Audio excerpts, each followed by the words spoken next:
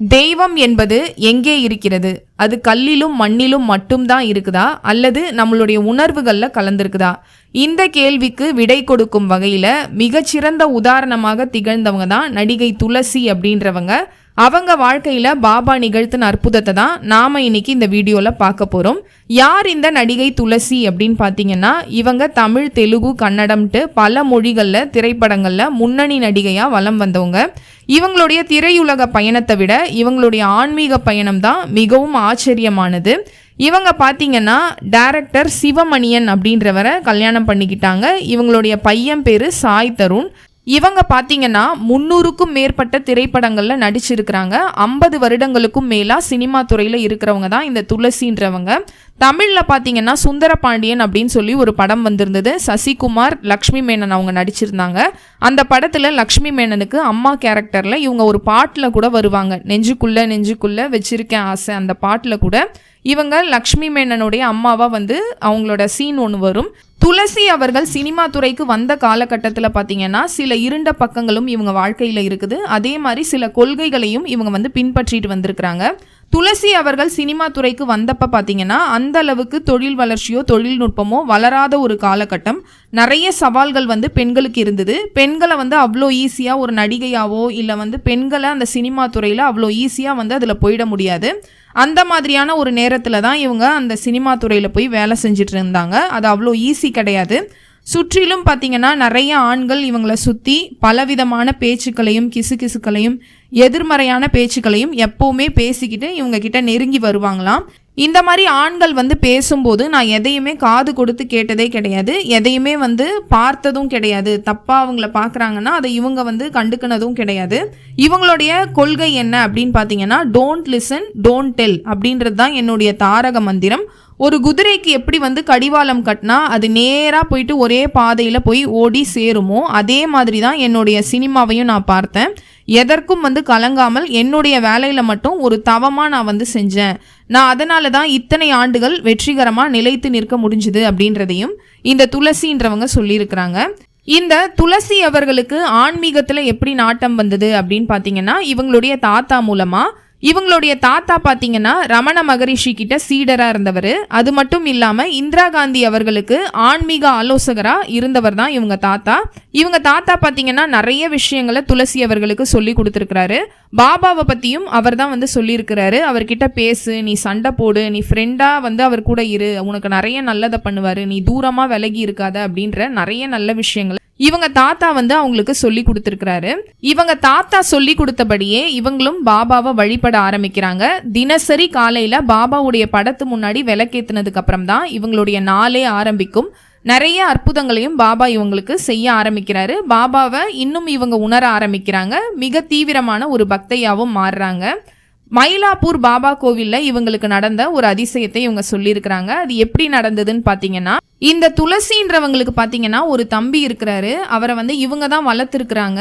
ரொம்ப வந்து பார்க்கறதுக்கு அழகாக இருப்பாராம். இவங்களுடைய ஜெராக்ஸ் மாதிரி இருப்பாராம். ரொம்ப பாசமான ஒரு நபர். இந்த துளசின்றவங்க மேலே ரொம்ப பாசமாக இருக்கக்கூடியவர். 1990ஆம் ஆண்டு ஏப்ரல் 14 ஒரு தமிழ் புத்தாண்டு தினத்தில் துளசியினுடைய உலகமே இருண்டு போகுது. என்னன்னா அவங்களுடைய தம்பி வந்து அன்னைக்கு இறந்து போறாரு. ரொம்ப வந்து சின்ன வயசுலயே அவர் வந்து இறந்து போறாரு.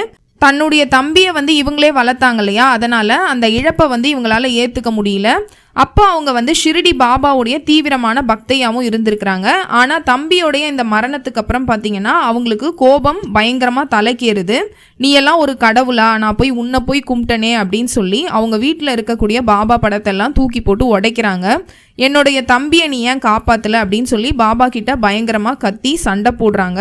அந்த அளவுக்கு அவங்களுக்கு பார்த்தீங்கன்னா ஆழ்ந்த ஒரு வேதனையும் விரக்தியும் அவர்கிட்ட இருந்தது. அது எல்லாமே பாபா மேலே கோபமாக வெளிப்படுது. அவங்க தம்பி இறந்ததுக்கு அப்புறம் சரியா 3வது நாள் பார்த்தீங்கன்னா துளசியினுடைய வாழ்க்கையில ஒரு அதிசயம் நடக்குது.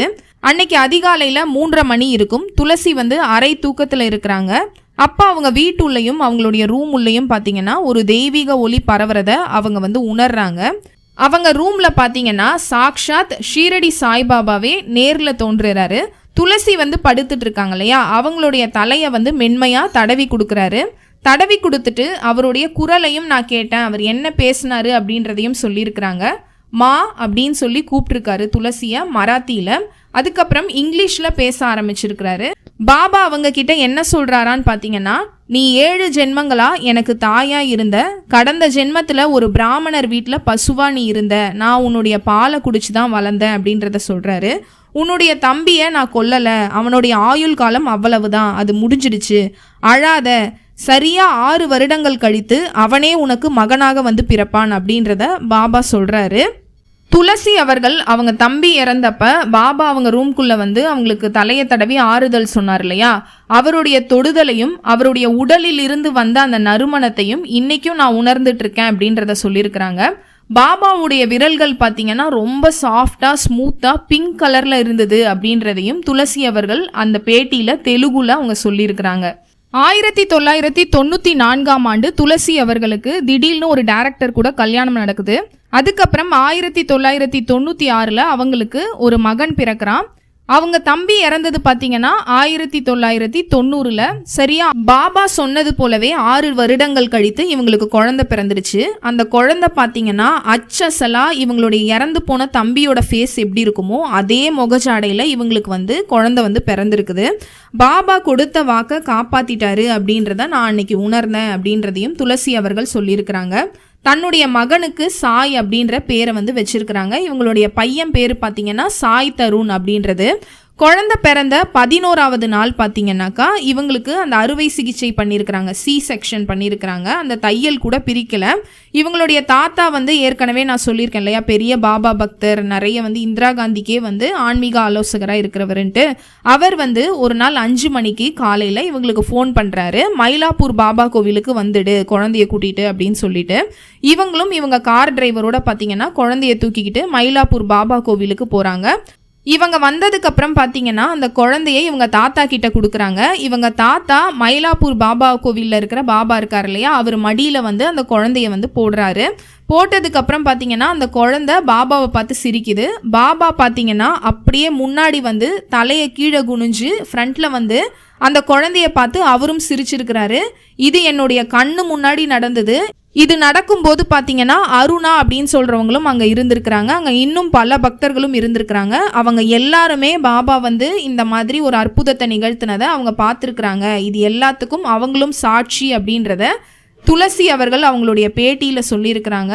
நான் ஆல்ரெடி சொல்லியிருக்கிறேன், மயிலாப்பூர் பாபாவுக்கு குழந்தைகள்னா ரொம்ப பிடிக்கும் அப்படின்னு சொல்லி. குழந்தைய மடியில் வச்ச உடனே முன்னாடி வந்து பார்த்து சிரிச்சிருக்கிறாரு அந்த குழந்தைய பார்த்து. இவங்க எல்லாருமே அதை வந்து பார்த்துருக்குறாங்க, அங்கே இருந்த பக்தர்கள் எல்லாருமே. இந்த மாதிரியான பாக்கியம்லாம் யாருக்கு கிடைக்கும் அப்படின்னு சொல்லி துளசி அவர்கள் நெகிழ்ச்சியோட அந்த பேட்டியில் வந்து சொல்லியிருக்கிறாங்க. பாபா இவங்களை தொடும்போது பார்த்தீங்கன்னா மா அப்படின்னு சொன்னார் இல்லையா, அது வந்து மராத்தி. அதுக்கப்புறம் பாபா பார்த்தீங்கன்னா பயங்கர ஃபென்டாஸ்டிக்காக இவங்க கனவுல வரும்போதெல்லாம் இங்கிலீஷில் நல்லா பேசுவாராம். இவங்களும் டீனேஜ்லேருந்தே பார்த்தீங்கன்னா நல்லா இங்கிலீஷ் பேசக்கூடியவங்க. பாபா வந்து ரொம்ப சூப்பராக ஒரு ஃபென்டாஸ்டிக்காக இங்கிலீஷில் பேசுவார் அப்படின்றத துளசி அவர்கள் சொல்லியிருக்கிறாங்க.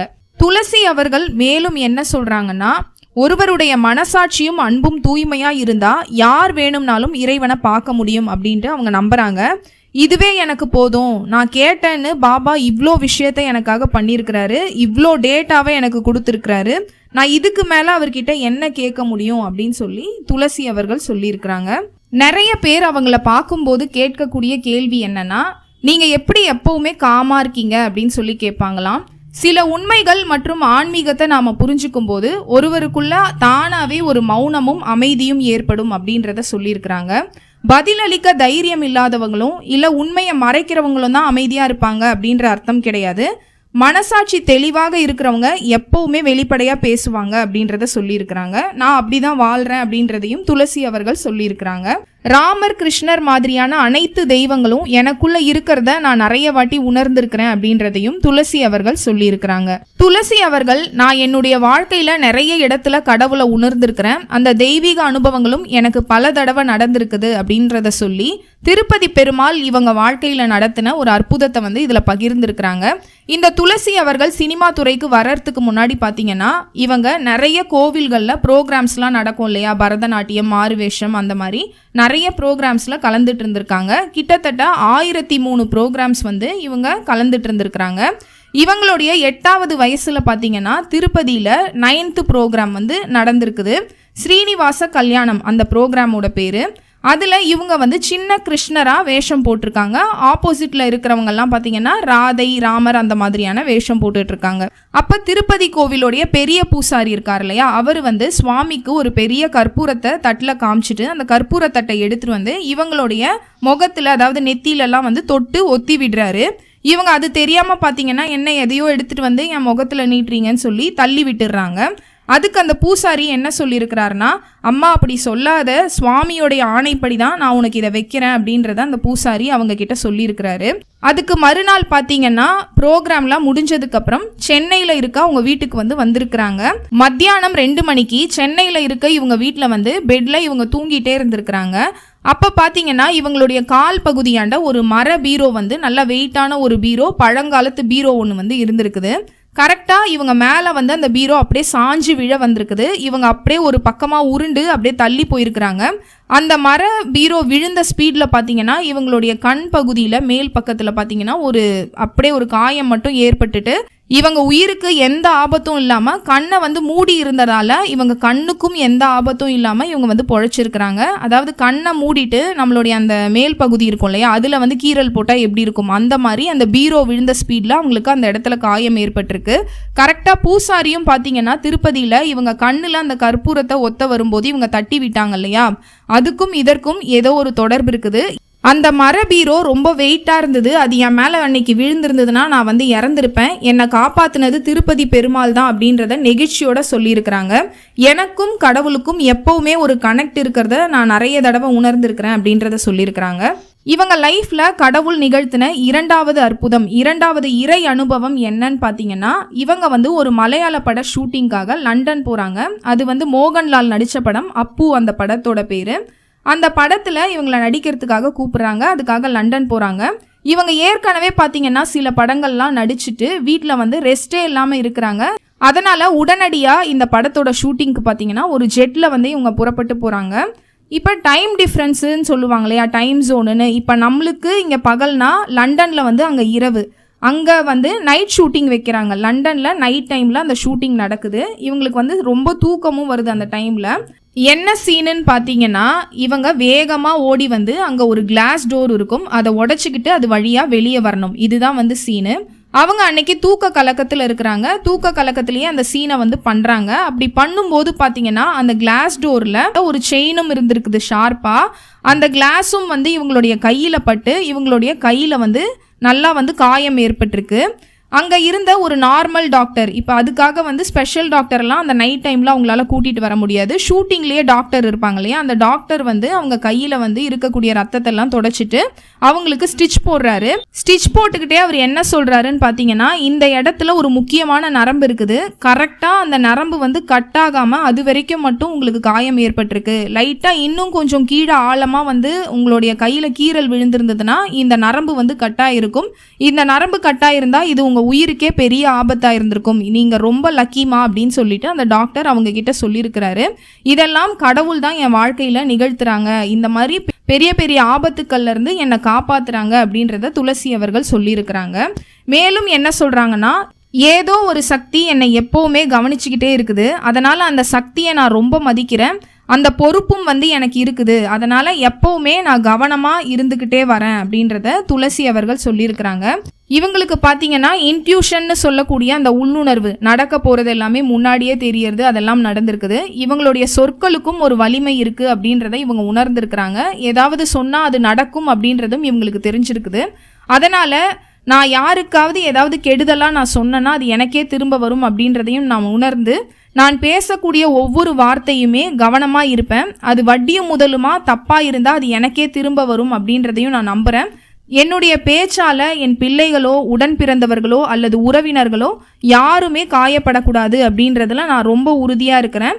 எனக்கு கிடைச்சிருக்கிறது ஒரு ஆசீர்வதிக்கப்பட்ட வாழ்க்கை அப்படின்னு நான் நினைக்கிறேன். சிலர் அவங்கள பார்க்கும்போது அவங்க கிட்ட நீங்கள் ஜாதகம் பார்ப்பீங்களா அப்படின்னு சொல்லி கேட்பாங்களாம். நீங்கள் சொல்கிறதெல்லாம் நடக்குமா அப்படின்னும் கேட்பாங்களாம். ஆனால் அவங்க எனக்கு தோன்றுனா மட்டும்தான் நான் சில விஷயங்களை சொல்வேன். அது மற்றவங்களுக்கு புரியாமலும் போகலாம். எல்லா நேரங்கள்லையும் அதை வந்து நான் பகிர்றது கிடையாது அப்படின்றத சொல்லியிருக்கிறாங்க. அதாவது சில நேரங்களில் தெரிஞ்சாலும் அதை வந்து அவங்க சொல்லாமல் மறைச்சிருக்கிறாங்க. நான் இயற்கையோடு இணைஞ்சு வாழறேன். ஒரு மௌனமான சூழலில் என்னுடைய வாழ்க்கையை நான் ரசிச்சுக்கிட்டு இருக்கேன். நான் செய்யக்கூடிய எல்லா நல்ல விஷயங்களையும் விளம்பரத்துக்காகவோ இல்லை கேமராவுக்காகவோ நான் செய்யறது கிடையாது. அதில் எனக்கு விருப்பமும் கிடையாது. கேமராவுக்காக செஞ்சா அது பெரிய தப்பு, அதோட அந்த செயல் நின்னுடும் அப்படின்றதும் என்னுடைய கருத்து அப்படின்றத சொல்லி இந்த பேட்டியை முடிச்சிருக்கிறாங்க. இப்போ நான் சொல்லியிருக்கிற இந்த சம்பவங்களோட ரியல் வீடியோவை நான் கமெண்ட் பாக்ஸில் பின் பண்ணுறேன். அதையும் நீங்கள் போய் பாருங்கள், தெலுங்குல இருக்கும். இப்போ இந்த துளசி வாழ்க்கையில் பாபா நிகழ்த்தின மற்ற தெய்வங்கள் நிகழ்த்தின சம்பவங்கள் எல்லாம் உங்களுக்கு பிடிச்சிருக்கும் நம்புகிறேன். அடுத்ததாக பாபா நிகழ்த்தின வேற ஒரு லீலையும் அற்புதத்தையும் அதிசயத்தையும் நம்ம பார்க்கலாம். நன்றி, வணக்கம், ஓம் சாய்ராம்.